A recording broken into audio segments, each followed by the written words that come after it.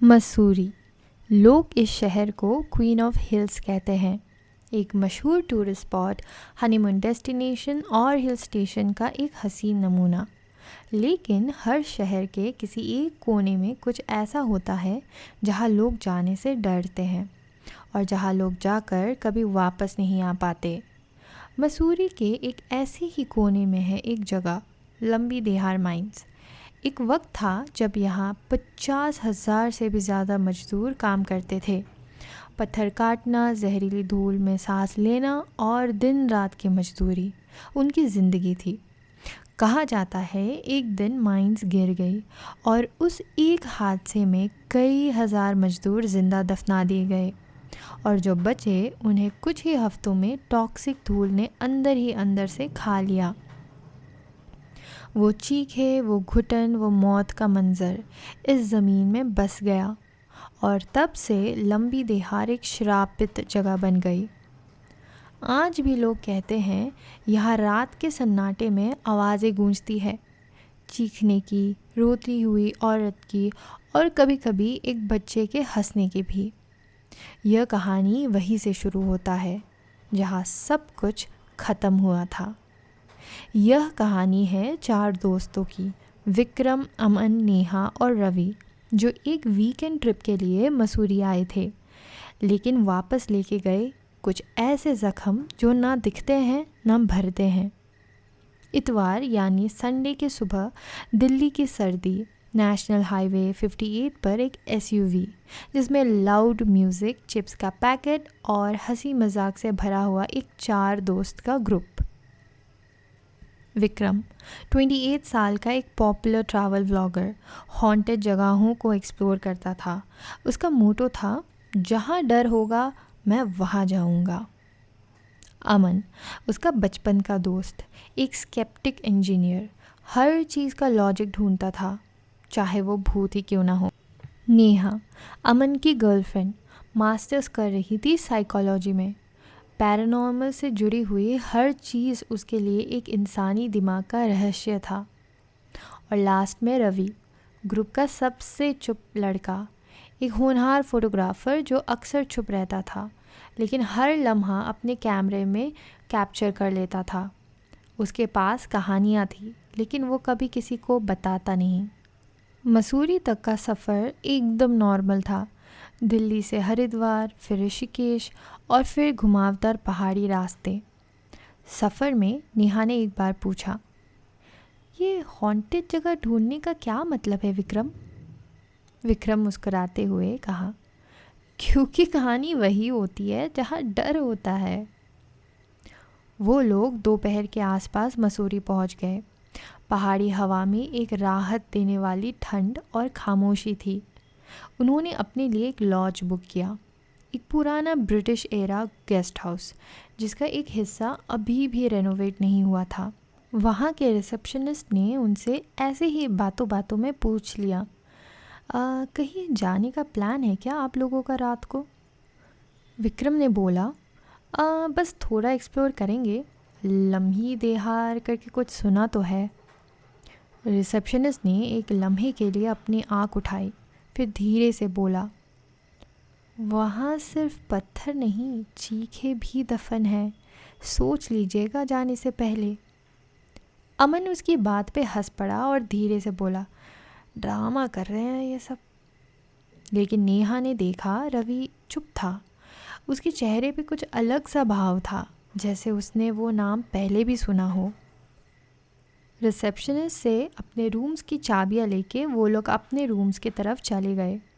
शाम को विक्रम के रूम में जब सब पहाड़ी के सर्दी में गरम अदरक वाली चाय पी रहे थे, तब विक्रम ने सबको एक ब्लॉग दिखाया, the forgotten mines of Mussoorie, the graveyard for thousands.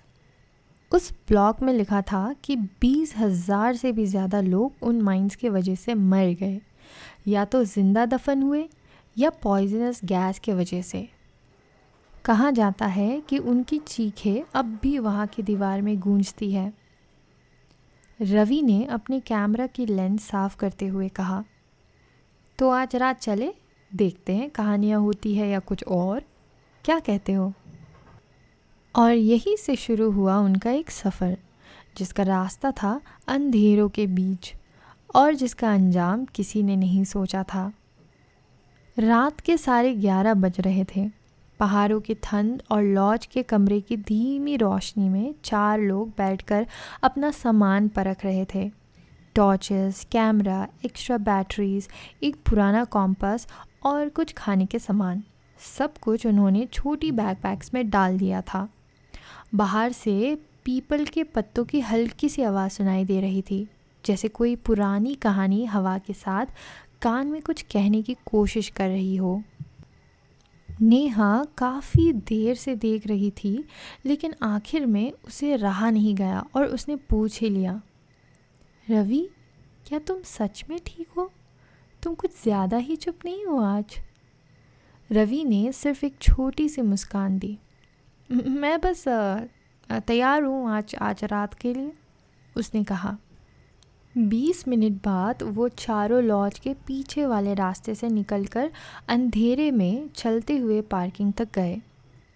वो लोग अपनी गाड़ी के बजाय लॉज की जीप लेके जाने का फ़ैसला किया था। वो जीप एक पतली कच्ची सड़क के किनारे खड़ी थी।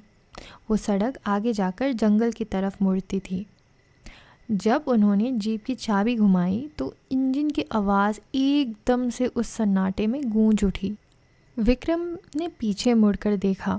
लॉज के वरांडा में एक बत्ती अब भी जल रही थी, लेकिन उस रोशनी के पार सब कुछ अंधेरा था। जीप जंगल वाली सड़क पर बढ़ने लगी। हेडलाइट्स के आगे सिर्फ घना जंगल, पेड़ों के नीचे कभी कभी 2 चमकती आंखें, किसी जानवर की या कुछ और। सड़क धीरे धीरे और पतली होती चली गई। कुछ देर बाद जीपीएस सिग्नल चला गया और कंपास गोल चक्री की तरह एक ही ओर घूमने लगा। अमन बोला, ये रास्ता कितने लोग यूज़ करते हैं? विक्रम बोल पड़े, ब्लॉग में लिखा था ये रास्ता पहले एक छोटी फॉरेस्ट पेट्रोल रूट हुआ करता था और अब बंद है। सिर्फ लोकल लोग या डेयरिंग व्लॉगर्स ही इसे अब यूज़ करते हैं, जैसे हम। यह करके विक्रम हंसने लग गया। जीप के टायर्स नीचे मिट्टी में धंस रहे थे। हर मोड़ के बाद कुछ नया मिलता। कभी एक गिरा हुआ इलेक्ट्रिक पोल तो कभी पुरानी वार्निंग बोर्ड जो कहता था ज़मीन खिसक सकती है, आगे जाना अपने जोखिम पर। जीप लॉज के लगभग 20 मिनट चल चुकी थी और तभी उन्हें एक माइलस्टोन दिखा। जीप का हॉर्न हल्की सी आवाज़ में बज रहा था, जैसे किसी ने उसे हाथ लगाया हो। उस माइलस्टोन पर लिखा था, लंबी देहार 1.6 किलोमीटर, जांच के बिना आगे जाना मना है। नीचे किसी ने खून जैसे लाल रंग से लिखा था, वो जाग चुके हैं। यहाँ से आगे का रास्ता गाड़ी से जाने लायक नहीं था। तभी विक्रम ने ब्रेक लगाया। यहीं से आगे पैदल चलना पड़ेगा लगता है। जीप को थोड़ा साइड करके पार्क कर दिया और वो चारों जीप से उतर गए। जीप से उतरते ही उन्होंने देखा जंगल बहुत घना था। पेड़ों के पत्ते हिल रहे थे और हर 100 मीटर पर कोई ना कोई पुराना निशान मिल रहा था। कभी एक टूटी हुई लैंटर्न, कभी एक छोटी सी घंटी या कभी एक पीपल का पत्ता जिसमें लाल धागा बंधा था। ट्रैक करते हुए रवि बार बार कैमरा से तस्वीरें ले रहा था। नेहा पीछे रह जाती थी। उसकी सांस तेज़ चल रही थी। मुझे ऐसे लगता है जैसे कोई हमें देख रहा है। तभी अमन बोला, नेहा यार, ये सिर्फ दिमाग के रची हुई बातें हैं। जंगल में ऐसे लगता ही है। तभी एक जगह उन्हें एक पुराना रास्ता मिला। रास्ते के दोनों तरफ छोटी छोटी मिट्टी की समाधियाँ बनी थी। ये क्या है? विक्रम ने टॉर्च से रोशनी की। रवि बोला, ये शायद मजदूरों के लिए बनाई गई छोटी छोटी कब्रें हैं, या शायद ये कोई रिचुअलिस्टिक मार्कस है। 15 मिनट और चलने के बाद जब वो एक खड़ी चढ़ाई पर पहुँचे, एक पुरानी लोहे की रेलिंग नज़र आई। उसके पीछे था लंबी देहार माइंस का मुख्य द्वार। माइंस के बाहर का नज़ारा किसी हॉरर नोवेल का पहला पन्ना लग रहा था। ज़मीन गीली थी, जैसे बारिश हुई हो। लेकिन आसमान तो साफ था। मिट्टी में बड़े पंजों के निशान थे और कुछ जगह पर घसीटने की निशानियां भी। एक तरफ एक पुरानी खोपड़ी का आधा हिस्सा ज़मीन से बाहर निकला हुआ था, जैसे किसी ने जानबूझकर दफनाया हो। एक लोहे का आधा झुका दरवाज़ा जिस पर लिखा था, चुप रहना वरना जगा दोगे उन्हें।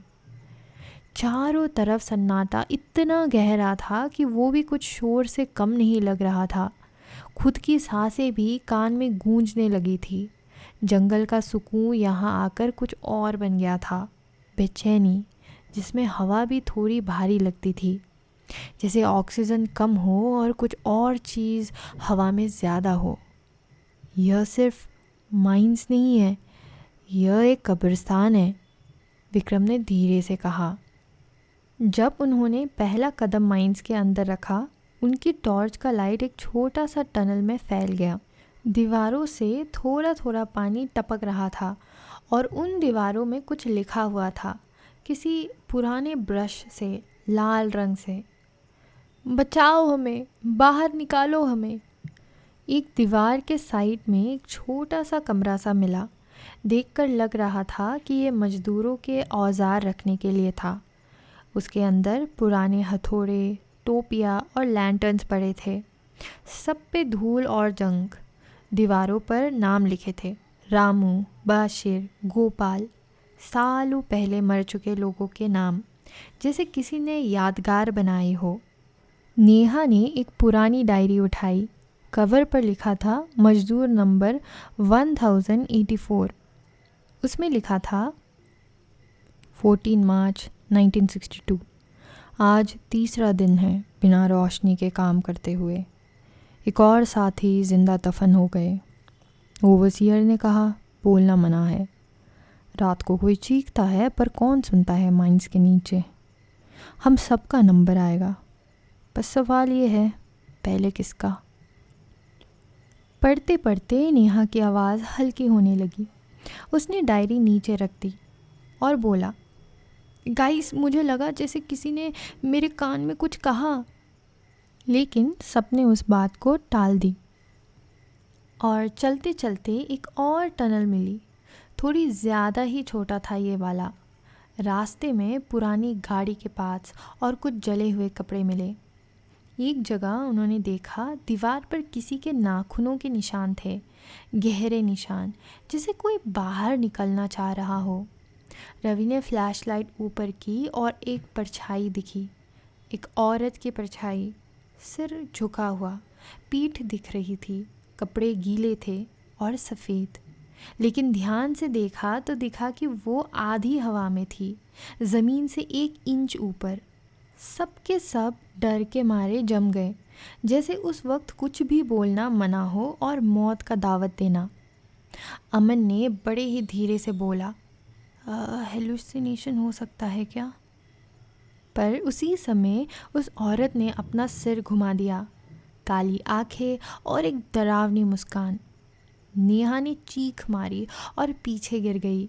उसका हाथ किसी ने पकड़ लिया था, एक ठंडा, नरम लेकिन ज़ोरदार पकड़। वो मुझे खींच रही थी, उसने कांपते हुए कहा। नेहा को उठाकर जब वो वापस मुड़ने लगे तो रास्ते बदल चुके थे। वो टनल जहाँ से वो लोग आए थे अब दिख नहीं रहा। हर मोड़ एक जैसे लग रहा था, हर निशान, हर कोना एक जैसे परछाई। रवि ने बोला, ये एक भूल भुलैया जैसा बन गया है, जैसे किसी ने जानबूझकर बनाया हो। थोड़ी फ्लैशलाइट घुमा के देखने पे आगे एक बड़ा सा कमरा सा दिखा। कमरे में घुसने के बाद विक्रम की फ्लैशलाइट ज़मीन पर कुछ निशान पर पड़ी।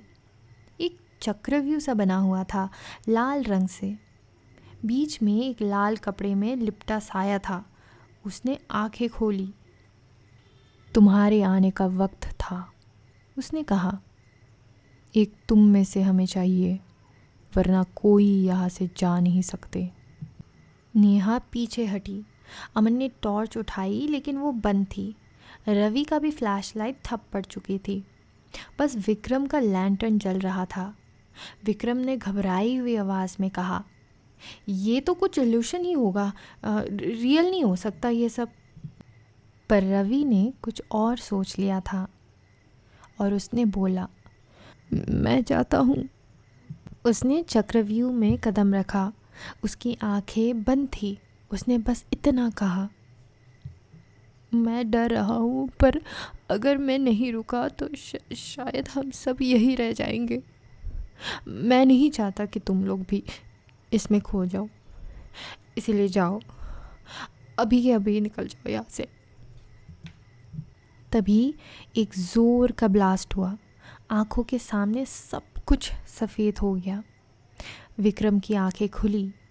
अब भी उसके कान में वो ब्लास्ट की आवाज़ और रवि की चीख गूंज रही थी। उसने देखा नेहा और अमन भी उसके बगल में ज़मीन में पड़ा हुआ था। नेहा और अमन की आंखें भी कुछ पल में खुली। नेहा बेहाल रो रही थी और अमन गुमसुम चुप बैठा, जैसे कोई गहरा सदमे में हो। तीनों एक हिल के एज पर था, माइंस के बाहर। वहाँ कैसे पहुँचा किसी को पता नहीं। रवि कहाँ है? नेहा ने रोते हुए पूछा। किसी ने कोई जवाब नहीं दिया। ज़मीन पर सिर्फ रवि का कैमरा पड़ा हुआ था और एक पुरानी सी रवि की टोपी। विक्रम ने कैमरा उठाया, वीडियो ऑन किया और लास्ट फुटेज में रवि बोल रहा था, अगर तुम ये देख रहे हो तो इसका मतलब है मैं वापस नहीं आया। शायद मुझे रुकना ही था ताकि तुम लोग बच सको। मुझे नहीं पता यहाँ क्या है और ये कब ख़त्म होगा, पर इतना जानता हूँ वहाँ से निकलना ज़रूरी था। तीनों लोग मसूरी छोड़कर दिल्ली लौट आए, लेकिन सब कुछ पहले जैसे नहीं था। अमन ने जॉब छोड़ दी और एकदम चुप रहने लगा। नेहा ने थेरेपी लेना शुरू किया, लेकिन हर रात 3:11 AM पर उसकी नींद टूटती थी, जैसे कोई उससे जगा रहा हो। विक्रम ने अपना व्लॉग बंद कर दिया और हर वीडियो डिलीट कर दिया जहाँ किसी हॉन्टेड जगह का जिक्र था। एक दिन विक्रम अपने कमरे में अकेला था। लैपटॉप बंद था, फ़ोन साइलेंट। बारिश की हल्की बूंदें खिड़की से टकरा रही थी। तभी एक ठंडी हवा चली और कमरे का दरवाज़ा धीरे से खुल गया। उसने पीछे देखा। उसकी रूम की एक कुर्सी थी। कुर्सी पर कुछ था, रवि की पुरानी टोपी। वही टोपी जो उन्होंने सफ़र के दिन पहनी थी और जो उसने वापस लाकर रवि के पेरेंट्स को वापस कर दी थी। यहाँ कैसे आई समझ नहीं आया। विक्रम उस तक गया, उसे हाथ में उठाया, कुछ नहीं बोला, सिर्फ देखता रहा। और उस समय सब कुछ चुप था। सिर्फ एक आवाज़, बिल्कुल दूर से, एक बच्चे की हंसी। कहते हैं कुछ जगह इतनी भयानक होती है कि उनके दरवाजे सिर्फ अंदर के लिए खुलते हैं, बाहर के लिए नहीं। आज भी लंबी देहार में लोग जाते तो हैं, लेकिन कुछ लोग वापस नहीं लौट पाते। पर जब कभी रात में आप मसूरी की खामोशी में एक हल्की सी चीख सुने, समझ लीजिए किसी नई बलि की तलाश जारी है। So thank you so much guys for listening. और अगर आपको मेरा कहानी अच्छा लगा तो please like, share and subscribe कीजिएगा। Thank you.